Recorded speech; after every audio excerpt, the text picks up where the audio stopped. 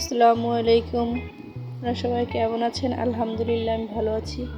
আপনাদের কাছে নিয়ে আসলাম ছোট্ট একটি মিনি ব্লগ ইফতারের। এই যে আমি পেঁয়াজি দিয়ে দিলাম তেলের মধ্যে, তেল গরম হয়েছে, এখন এগুলো সব এক এক করে দিয়ে দিব।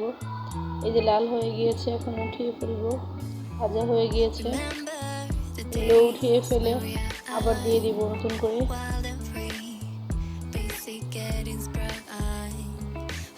ইফতারের আগে আগে সব কাজগুলো সারতে চাই।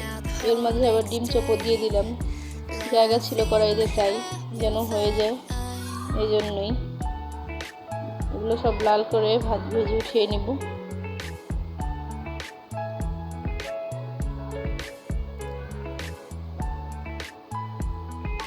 সব ভাজা হয়ে গিয়েছে, এর মধ্যে ডিম চপও দিয়ে দিয়েছিলাম, ডিম চপগুলো ভাজা সব হয়ে গিয়েছে, এখন সব উঠিয়ে নিব। এখন আলু চপগুলো সব ছেড়ে দিব এক এক করে। যে একটা আলু চপ এখন আমি দিয়ে দিলাম।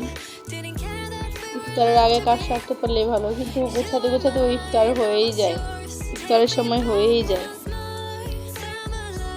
এই তো আমার আলু চপগুলো হয়ে গিয়েছে, এখন এগুলো হয়ে গিয়েছে। হ্যাঁ, সব ভাজা হয়ে গিয়েছে, বোলের মধ্যে দেখাচ্ছি আমি। কিছু বাকি ছিল, শেষ, আমার সব ভাজা শেষ, সবগুলো ভাজা হয়ে গিয়েছে, লাল লাল হয়ে গিয়েছে, গরম গরম আলু চপ। এখন বসে পড়েছি আমরা খাওয়ার জন্য। এই সসটা আমি নিজেই বানিয়েছি, নিয়েছি খাওয়ার জন্য। প্রথমেই আমি নিয়ে নিলাম ডিম চপ।